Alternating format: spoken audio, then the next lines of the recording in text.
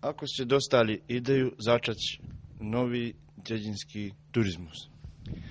Viete čo, trendom je teraz medzi nami seliakami, lebo od poľnohospodárstva, čistého poľnohospodárstva baš nie nejaká dobyt, tak sme počuli ten nový program, čo štát dáva za seoský, za práve dedinský turizmus, malé súkromné firmy a čo ja viem, ešte je to tam kediaký zoznam toho všetkého, čo oni ponúkajú. Ja som sa riešil na ten dedinský turizm, nie? Lebo tuším, že mám aj nejaké priestory tu, mám aj izby, mám aj kuchyňu, mám aj obrábacú vodu, na ktorej sa to môže všetko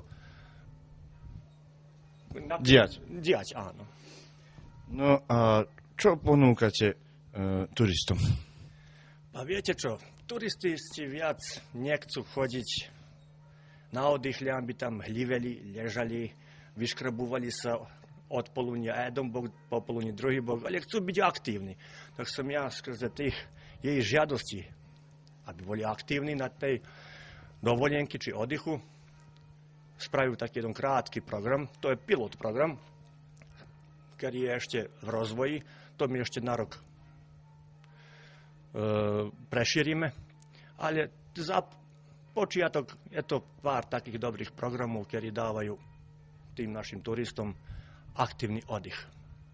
Akú zábavu v tomto momente ponúkate turistom? Pa viete, takto pravdu vám povedať, za počiatok im dávame prenášania tehlov z hrbe na hrbu, preskladávania, čistenia starého črepu, pa potom môžu sekať halúzy, môžu lúpať hrudy, utekania po oráčine na 100 metrov a naspäť, čítania holubov, ktorí prelietajú ponad dvor. A povedzte mi, aký máte zisk z toho? Dá sa niečo aj zarobiť? No áno, ja tuším, že tu bude nejaký zárobok, lebo práve teraz búrame staré chlievy a naši turisti majú o to veľký záujem. Lebo to je mi asi zaujímavé, viete, prišli tam z keďakého veľkých mestov, z keďakého poschodia, 10. 12. To je im tak zaujímavé. Búrať, váľať, skladať. A tuším, že teraz, keď to pobúrajú, tak na jar sa sľúbili, že prídu to aj vybudovať, nie? Tak myslím, že je to zisk. No a povedzte mi, ako do budúcna, čo v novom roku môžeme očakávať od vlastne vášho dedinského turizmu?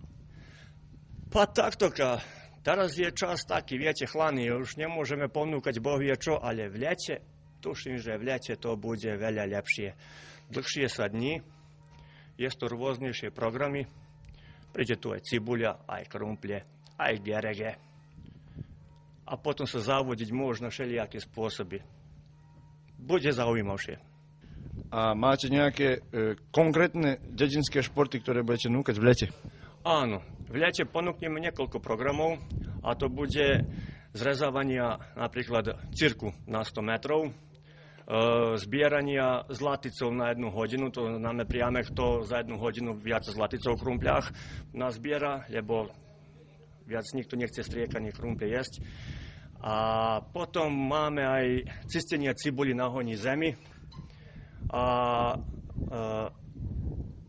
s vrecami vlastne nebudú skákať, ako voľa, kedy čo to robili na tých turnajách, nebudú skákať s vrecami, ale budú naberať vrecia na vlečku. Znamená, podelíme ich na pár ekipov a kera ekipa za 1 hodinu viac vriec naberie, aj kera viac strhne z vlečky. Nie?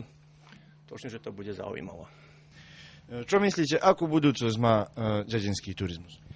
Myslím, že veľkú, lebo tuším, že tento náš dedinský turizmus potisne do úzadí aj more, aj teplice, lebo predsa je na dedine aj čerstvejší, aj lepší vzduch, aj človek sa pohybuje, takže je oveľa zdravšie. Myslím, že dedinský turizmus, budúcnosť dediny.